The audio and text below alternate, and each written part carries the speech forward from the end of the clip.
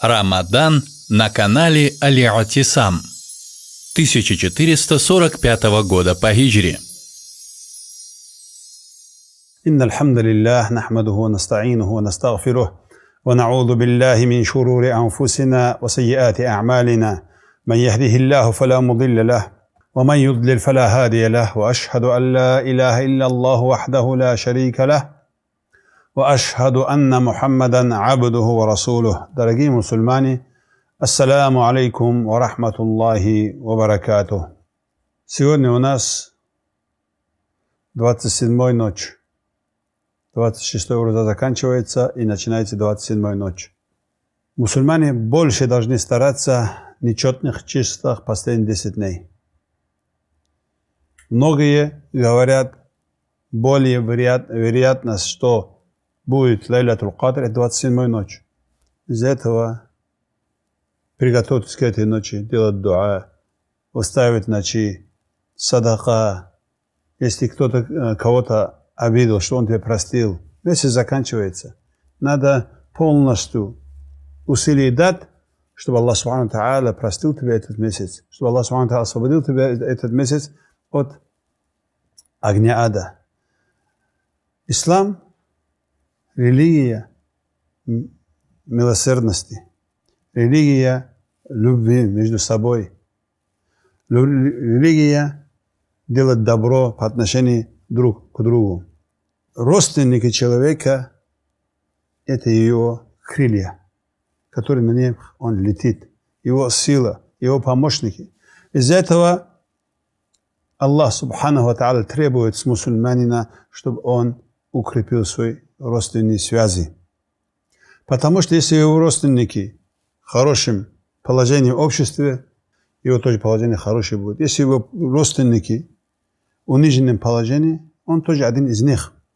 Из-за этого, кто вредит своим родственникам, не укрепляет родственные связи, этого человека иман слабый.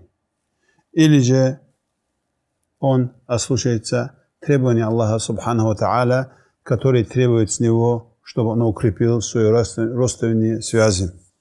Давайте посмотрим. Аллах Субханаху ва Тааля, когда потребовал с пророка, саллаллаху алейхи вассалам, чтобы да'ва делал, призыв делал, сперва потребовал, чтобы призыв делал в своем окружении, своих близких людей, родственников.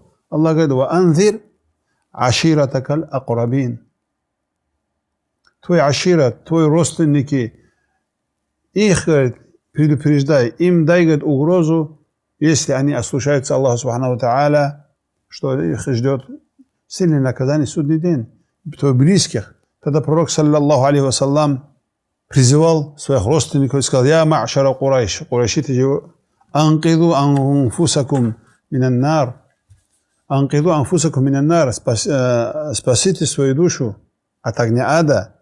Ла угни анкум мин Аллахи шай». Я ничем не могу от Аллаха помочь для вас, если кафиром останетесь. Если кафиром я вам ничего не могу помочь. И также он сказал: «Я бани Ка'б ибн Лу'ай, о сыновья Ка'б ибн Лу'айля, спасите себя от огня ада». И также бани Абдул Манаф, и также бани Мутталиб, всех родственников он по отдельности назвал и сказал: спасите свою душу от огня ада. Потом он говорит своим тете: «Я София», это тетя со стороны отца, спаси свое тело и душу от огня ада. И также говорит: «Я Фатима», своим дочке обращается и говорит: спаси свою душу от огня ада. Я ничем не могу вам помочь перед Аллахом Субханаху ва Тааля, но у меня есть с вами родственные связи, но с этой связи я укреплю. Хотя я не смогу спасти вас от огня ада, но все равно это то, что требуется у меня, чтобы укрепил родственные связи, я это сделаю. Смотрите, братья мусульмане, даже пророк, саллаллаху алейхи вассалам, говорит: я не могу ничем вам помочь, чтобы вас спасти от огня ада.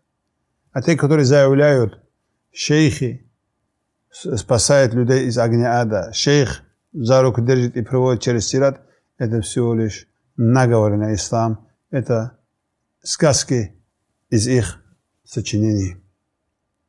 Но в исламе такого нету. укреплять родственные связи является причиной увеличения имана.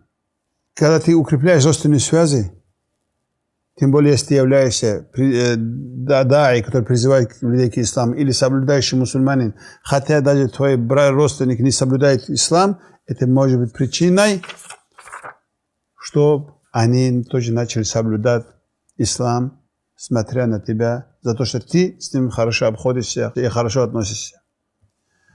Даже некоторые твои деяния им не нравятся. Некоторые, может, тебя назвать ваххабист. Некоторые тебе скажут, ты террорист. Некоторые скажут, может быть, даже грубые слова. Но ты с ним будешь мягче. Некоторые братья, когда ислам приходит, они становятся жестче по отношению к своим родителям. По отношению к своим братьям, сестрам. Жестче, если наоборот, нет. Ты соблюдаешь ислам. Даже если они против тебя жестоко относятся. Если даже ругают тебя, за то, что они не понимают, что ты делаешь. Наоборот, ты относись к ним мягче. Найди подход и делай призыв, чтобы они тоже соблюдали ислам, чтобы они тоже стали мусульманами.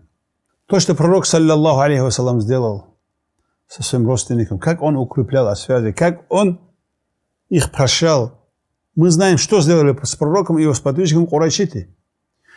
Наказывали, жестоко издевались над пророком и его сподвижником.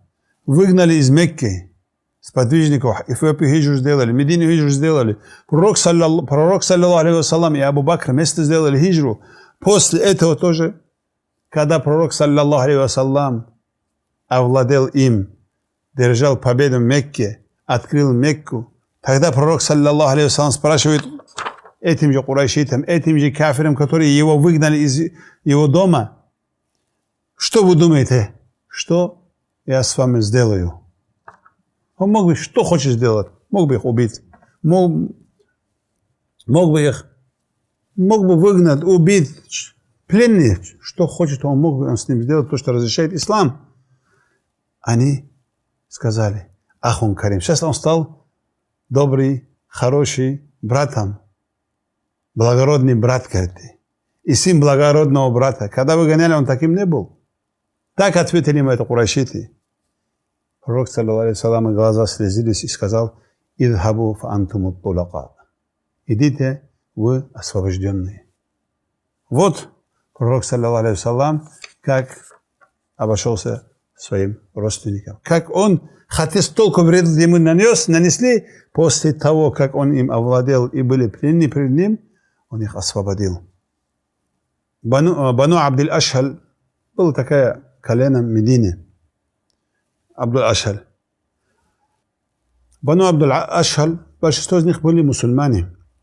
Но был Амр ибн Thабит ибн Вакш, и он же Усайрам, его прозвище такое был. Он жил среди своего народа, хотя будучи кафиром. Когда битва Ухуд был, он не был в Медине. Он был в торговле. Когда он вернулся, спрашивал: где мой отец? Где мой дядя? Где мой брат? Где наш народ? Где они? Нашел пусто Медину. Ему сказали: пророк, саллаллаху алейхи вассалам, со своими сподвижниками вышел в битву Ухуд. Ему сказали: пророк, саллаллаху алейхи вассалам, вышел в Ухуд со своим сподвижником. Это дело ему огромность показалось. И ислам вошел в его сердце, и он за своим народом пошел сражаться в Ухуд. И там сражался, пока он шахидом не стал. Аллаху акбар. Сражался, пока он шахидом не стал. Его народ нашли его. Тогда еще в последнем миге этой смерти был. Ему спрашивают: как ты вышел? Ислам принял или просто так на помощь вышел? Он сказал: я ислам принял и уверую Аллаха, его посланника. И вышел я защитить свою религию. Это рассказали пророку, саллаллаху алейхи вассалам. Его народ рассказал: вот, Усайрим вышел, и он сказал: я уверовал Аллаха, его посланника, и сражался, и он убит. Факал, пророк, саллаллаху алейхи вассалам, сказал: иннаху мин ахлил джанна. Он из обитателей рая. Смотрите. Из обитателей рая. Абу Хурайра говорил: расскажите мне про человека, который вошел в рай, не делал ни один намаз. Это был Усайрим. Когда он так говорил, люди, когда не знали, кто он был, Абу Хурайра говорил, это был Усайрим бани Абдул-Ашхаль. Это был Усайрим бани Абдул-Ашхаль. Это был, говорил Абу Хурайра. Смотрите, если за то, что Усайрим ислам не зашел, вот эти мусульмане из его племени, отец, дядя, родственники УЗИ не укрепляли бы, с ним хорошо не относились, будучи он кафиром, не показали бы хороший нрав, когда он в Медине вернулся, он не спрашивал, где мои родители, он радостный был, алхамдулилля, что от них я избавился, они пойдут, умрут или убьют, и я освобожусь от их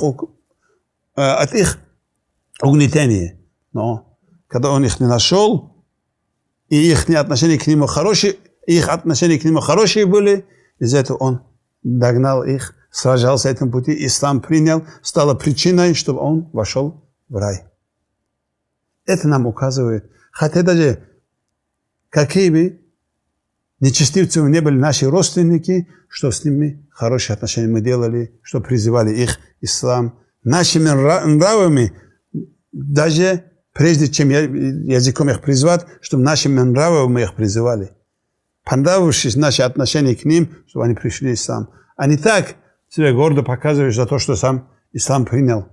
Они не принимают. Или за то, что ты истину понял, над ними смеешься, издеваешься. Этого запрещает ислам. Укрепление родственной связи. Им какой-то подарок делать, даже пророк, саллаллаху алейхи вассалам, выше ставил, чем освобождение раба. Маймуна, радиаллаху анха, жена нашего пророка, саллаллаху алейхи вассалам, говорит пророку: ты почувствовал, что я освободил эту рабину? Пророк говорит: ты это сделала? Она говорит: да, сделала. Лучше бы, говорит, его отдала своим дядям со стороны матери. Это, говорит, тебе больше ажра ты получил бы. Смотри, даже она освободила раба, освобождение раба в исламе, это большое вознаграждение. Тебя освобождает от огня ада за каждую частицу этого раба. Хотя так укрепить родственные связи, им подарок сделать, больше, говорит, ты ажр получил бы, говорит пророк, саллаллаху алейхи вассалам. Есть люди, родственные связи держат с теми людьми, только которые с ним родственные связи, только с теми, которые с ним укрепляют родственные связи. Это не считается, что ты укрепляешь родственные связи. Это считается, ты замен даешь. Они к тебе подходят, ты к ним подходишь. Как сказал пророк, саллаллаху алейхи вассалам, не тот говорит, который сохраняет, укрепляет родственные связи биль-мукафи. За то, что они с тобой поступают так, ты с ним поступаешь и тоже. Тот говорит, кто родственные связи укрепляет, тот человек, когда, говорит, они отрубают эти связи, ты их укрепляешь, ты их связываешь. Это считается, что ты с ним хорошо относишься, это считается, что ты укрепляешь родственные узы. Пришел пророку, саллаллаху алейхи вассалам, человек и говорит: я Расул Аллах, есть мои родственники, я, говорит, с ним связь держу, они, говорит, связь отрубают. Я с ним, говорит, хорошо отношусь, они, говорит, со мной плохо относятся. Я, говорит, с ним мягче отношусь, они относятся ко мне очень плохо, грубо. Пророк, саллаллаху алейхи вассалам, говорит: если это так, как ты говоришь, как будто, говорит, ты их лицо кидаешь горячий песок. И всегда, говорит, помощь тебе от Аллаха будет, пока ты так будешь делать. Всегда будет с тобой помощь Аллаха, субханаху ва та'аля. Разрывать родственные узы – это большая опасность. Это может быть даже проклятие Аллаха получит. Аллах в Коране говорит: «Валлазина янкудуна ахдаллахи мин ба'ди мисақихи». Те, которые разрушают договор, который они заключили с Аллахом, и разрывают то, что Аллах субхану ва та'аля приказал им, чтобы они объединили, сохранили родственные связи. «Ваюфсидуна фил ард», и на земле совершают нечестие. Что им с ним будет? «Улаика лахумул ла'на». Это является, который для них проклятие. «Валахум су'уддар». Для них будет плохое дар, возвращающий вместо судный день. Аллах на себя взял тот, кто разрывает родственные связи, чтобы Аллах с ним разорвал связь. Написано и подвесили в арш слова, которые сказали: «Ман ката'ани ката'у Аллах». Родственная связь говорит: кто со мной разрывает связь, Аллах с ним разрывает связь. Джубайр ибн Мут'им, ради Аллаху анху, говорит, что посланник Аллаха, саллаллаху алейхи вассалам, сказал: слушайте, братья, слушайте о те, которые обидели своим братом, обидели со своим братьям, со своими отцами, матерями, двоюродными братьями, которые поругались. Слушайте этот хадис. «Ла ядхулу джанната кати'». Рай не зайдет кати'. Кати' кто? Тот, кто разрывает родственные узы. Субханаллах. Другого ничего не было бы, кроме этого хадиса. Каждый человек, который разорвал родственные узы, родственные связи, он покаялся перед Аллахом Субханаху Тааля и быстро вернулся бы, чтобы укрепить это. А самый грубый и самый большой разрыв из этих связей является разрывать связь с родителями. Относиться к родителям плохо. Как сказал пророк, саллаллаху алейхи вассалам, не рассказать ли вам би акбариль кабаир, из самых больших, тяжких грехов, самый тяжкий грех, не рассказать ли вам, говорит пророк, саллаллаху алейхи вассалам. Калу бала я Расулаллах. Сподвижники сказали: да, расскажи нам, о посланник Аллаха. Послушайте сейчас ответ. Здесь это самые важные слова пророка, саллаллаху алейхи вассалам. Аль-ишраку биллах, это держать сотоварища с Аллахом Субханаху ва Тааля, делать ширк, это один из больших грехов. Сразу говорит: и, говорит пророк, укукуль валидайн, и непочтительные отношения к родителям. Смотрите, как Аллах Субханаху ва Тааля поднял уровень родителей. Аллах говорит, пророк саллаллаху алейхи ва саллям говорит: один из самых тяжких грехов, что ширк, это понимаем, ты говоришь, еще Аллах есть. Это притеснение, один из больших притеснений ислама является ширк. Вместе с ним, говорит пророк саллаллаху алейхи ва саллям, и непочтительные отношения к родителям. Непочтительные отношения относятся ругать их, ослушаться их. Даже Аллах нам запретил родителям сказать «уф». Хотите «уф» даже сказать. Это слово, такое мягкое слово. Когда родители себе что-то скажут, «уф» сказать даже, это запретил Аллах Субханаху ва Тааля нам. О мусульмане, укрепляйте родственные узы, чтобы Аллах Субханаху ва Тааля простил вас и всех нас. Делайте дуа.